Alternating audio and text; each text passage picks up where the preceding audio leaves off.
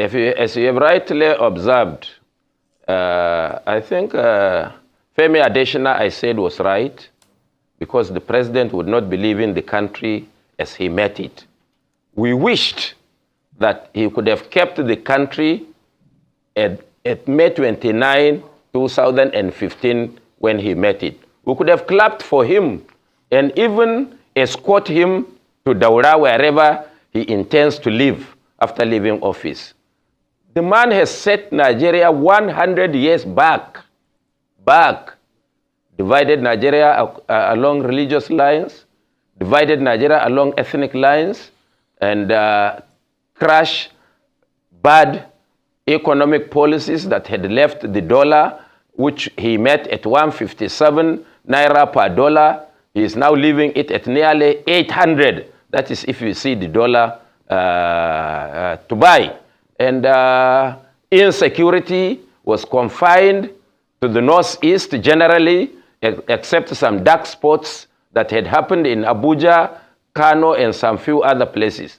Today, you cannot travel to any part of Nigeria with your eyes closed. You have to spend the night praying that God delivers you. If that is the kind of Nigeria that Femi Adesina would want, then I pray to God to visit him with what the common people suffer daily in Nigeria. I learned also Garba Shehu said some kind words about his boss, that the opposition were complacent, they were not prepared, and that is why they lost the election. I wish somebody, or you people, should tell Garba Shehu that yes, he is right, but he was part of the opposition to this incoming government. Buhari and himself and others around them never wished these people to emerge as they emerged. They emerged at their own strength and their own volition. My only regret in this country is that Buhari has left Nigerian polity bedeviled by religious and monetization issues, which was worse than rigging, because you can no more win election on the basis of the quality of service, on the basis of your credibility, on the basis of your public service, on the basis of what you had done, but it is also only on the basis of money. Of course, religious leaders, both Christians and Muslims, were a disappointment during this election, because instead of preaching morality and telling Nigerians that, look, this is what God expects of a leader, they made themselves God and thought they can install leaders of their choice. They have utterly been disappointed, and I wish this had been a lesson for the people of this country, that nobody should deceive you on the basis of religion, where you come from, or your language, to promote a bad government. To the masses themselves, they were a greater disappointment, because instead of voting for those that will salvage them from their abject poverty, from their pitiable condition, they voted for those who have given them Indomie, one 1,000 naira or 100 naira. Now they should wait to reap the harvest. Welcome to my channel, where we discuss everything and all things politics, especially about the 2023 presidential election in Nigeria. The man you just listened to is Engineer Buba Galadima, a chieftain of the New Nigerian People's Party and a former chieftain of the All Progressive Congress, a former chieftain of the Congress for Progressive Change, a right-hand man of President Muhammadu Buhari until Buhari became president and abandoned him, like many politicians do when they come to Abuja. Now, he was talking about an assessment of the Buhari administration. because the spokespersons of the Buhari administration, Femi Adesina, Garba Shehu, they said that Buhari has performed, that he's leaving the country better than he met it. But Buba and Galadima disagree. And I want to add my support to Buba Galadima about how far things has degenerated since 2015 when Buhari became president. And I solidly agree with Buba Galadima that if only Buhari could take Nigeria back to 2015, Nigerians would clap for him. They will applaud him. And you can see where how Buba Galadima was saying, if only Buhari could take Nigeria back to 2015, Nigerians will clap for him and even escort him with joy back to Daura, his hometown. But his verdict on Buhari was damning, and it is the kind of verdict that Buhari has gotten from majority of Nigerians, including in his home state, Katsina, where bandits are occupying about 7 to 8 local governments. Before Buhari became president, bandits were not occupying any local government. They were not terrorizing any local government in Katsina state to the level that the governor of Katsina state wanted men to bear arms to be able to defend themselves. That was how bad things had gotten 2 years ago, that the governor of Katsina was making a case for people to bear arms because the state had already failed in defending the people of Katsina, where Buhari himself comes from. That's how bad things have degenerated security-wise. Like Buba Galadima pointed out, when Buhari came to power in 2015, insecurity was restricted to northeast. Today, insecurity is nationwide. No place is safe. No place is safe. Banditry, insurgency, secessionists, everywhere. No place is safe. So insecurity has expanded under Buhari. So he left Nigeria security.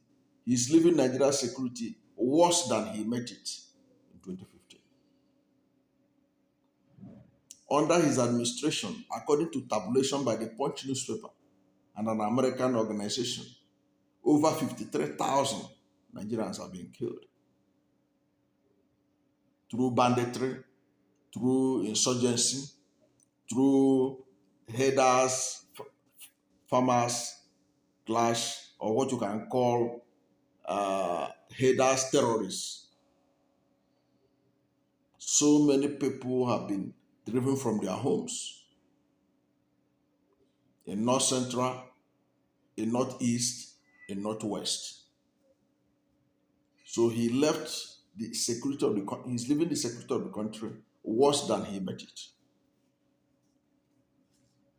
Are we to talk about the issue of economy? When Buhari became president in 2015, we have single-digit inflation rate. Buhari met inflation rate in Nigeria at 9%. 9%.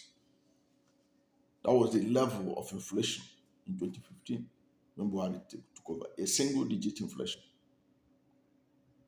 But Buhari turned that single digit to double digit. As he's leaving, inflation rate in Nigeria You can go and check the National Bureau of Statistics. It's over 23%.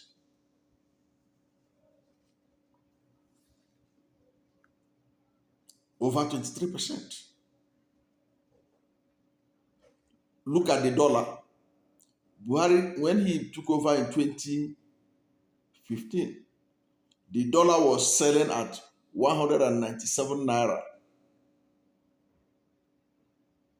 per dollar. Today, like Buba Galadima rightly pointed out, dollar is selling at 750 to 800 naira. That is if you see it. Oh. The other day, a friend of mine received dollar payment from abroad, but she was going from bank to bank. No bank has enough dollar to pay her. They said they don't have dollars. They don't even have the dollars. So Buba Galadima was right to say that is if you see the dollar. This person was sent dollars from abroad. But her problem was that none of the banks agreed that they have dollars to give to her because she wanted her money in dollars.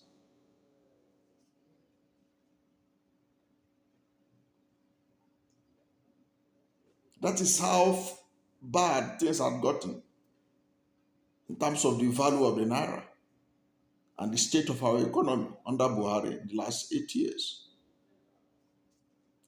When Buhari became president in 2015, unemployment rate was 4%. Today, under Buhari, is 37%. And it's being projected that in 2020, before the 2023 finishes, it's going to get to 41% unemployment rate. Which country survives and have peace under that kind of atmosphere? But this is the condition that Buhari is living in Nigeria. Worse than he made it. Worse than he made it.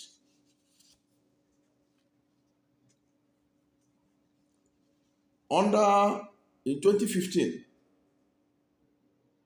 Buhari met foreign direct investment into the country. That is money that was coming into Nigeria, dollar money that was coming into Nigeria for investment in various sectors of the Nigerian economy, including oil and gas, which is always the major attraction.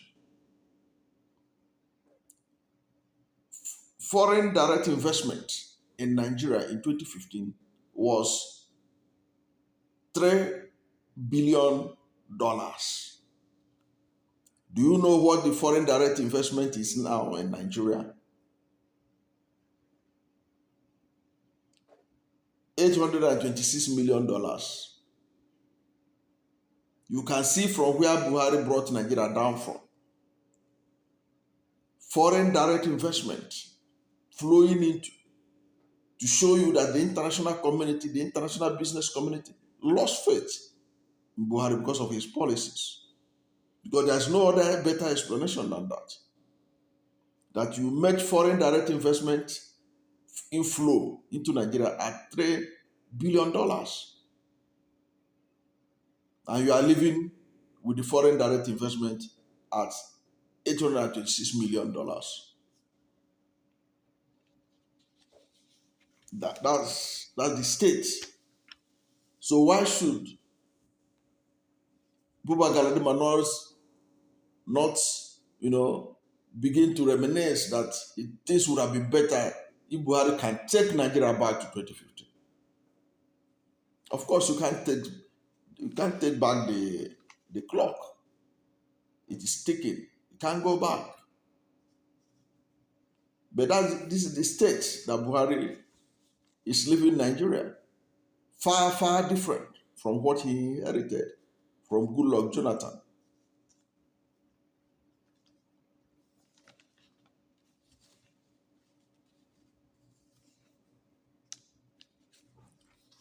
Under Buhari too, poverty has increased in Nigeria. It was under him. In 2015, Nigeria was not the poverty capital of the world, but Buhari is leaving Nigeria in 2023 as the poverty capital of Nigeria, poverty capital of the world. And we are having about 133 million people, poor people, so-called multi-dimensional poverty or multidimensionally poor people. That was not the situation when Buhari emerged as president in 2015. So that is how terrible. And under this condition, people still believe that the All Progressive Congress won the presidential election. How could that be? How could that be? Does it mean that Nigerians enjoy suffering? They enjoy pains. They enjoy being killed. They enjoy being sleepless at night, sleeping with their one eyes open. I don't think so. And Nigerians spoke so loudly and so vocally on February 25 by rejecting APC roundly in the presidential election.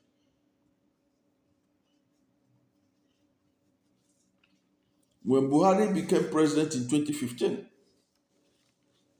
a bag of rice, depending on the make, was selling at the rate of 8,000, between the rate of 8,000 and 10,000 naira. That was the price of rice. Today, as Buhari is leaving office, rice is being sold at the rate of between 32,000 and 50,000 naira, far above the minimum wage. So if a civil servant whose salary is within the minimum wage buys a bag of rice under Buhari administration, he will be left with nothing to prepare the stew or to buy other ingredients needed to make sure that at least the rice is tasty for the family. That is how bad things has gotten under Buhari administration. That a bag of rice is more expensive than the national minimum wage. That is the legacy Buhari is going with on May 29. So that's why nobody's applauding him. Like Buba the Galadima is sort of saying, it means that nobody should escort him back to Tastina because he's leaving the country worse than he met it.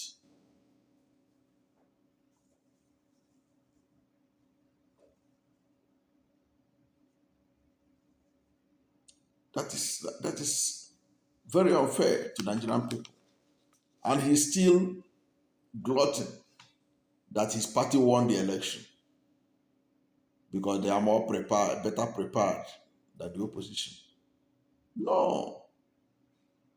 Your party was rejected by Nigerians. Was rejected. The only game changer was the INEC and allegedly collusion between INEC and the APC to refuse to upload the results of the presidential election that was held on the same day with National Assembly election to the IRIF on real time, the same way they were able to upload senatorial and House of Assembly, House of Representatives election results.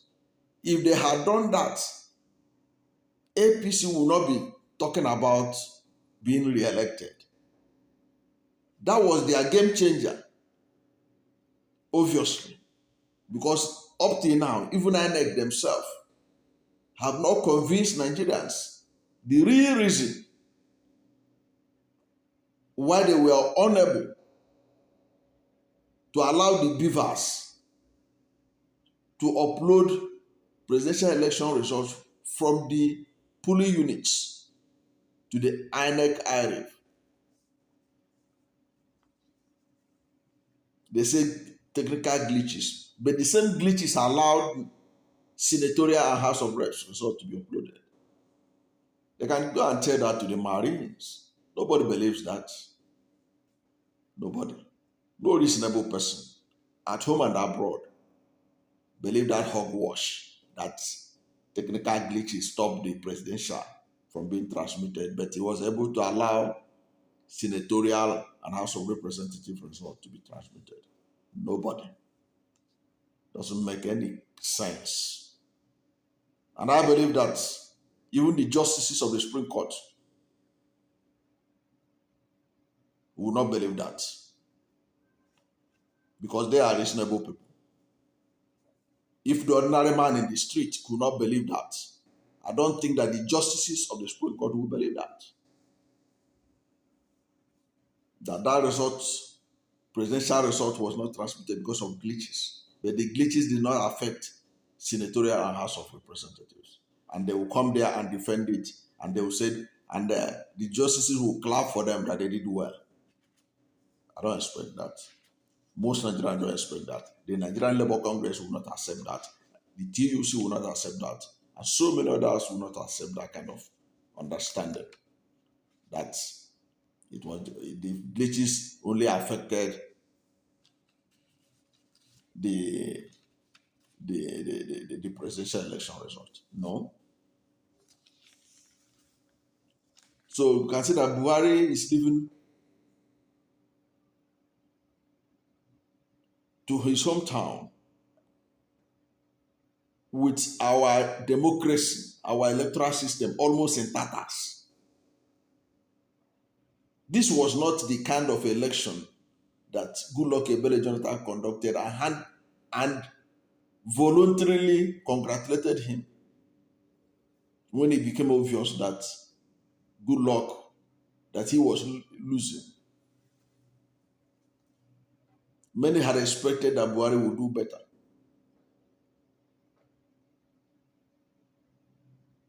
Because he had been a victim of election rigging, according to him. Because he believed that he was rigged out in 2003, he was rigged out in 2007, he was rigged out in 2011. But now he's pretending over what many has considered the biggest rigging machinery using technology the world has ever seen. Where a machine, the same machine, was able to do the right thing for two sets of elections and then couldn't do for the third one. Elections that were held the same day. Is technology stupid? It's not. Is Beaver stupid? Beavers is not stupid. If we can work to send the results to IRIF for senatorial and House of Reps, it will work for presidential, unless a man stops it from working. And there's no better explanation than that. That it was men that fell and not the machine on February 25, 2023 presidential election.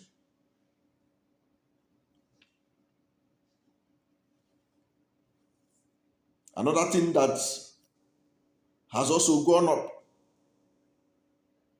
since Buhari became president is the cost of building materials. A bag of cement, 50 kg, was less than 2,000 naira in 2015. Today it's selling at the rate of 3,600 and 4,000 and above. How many people can afford to build a house under this atmosphere? except perhaps those who align themselves with the APC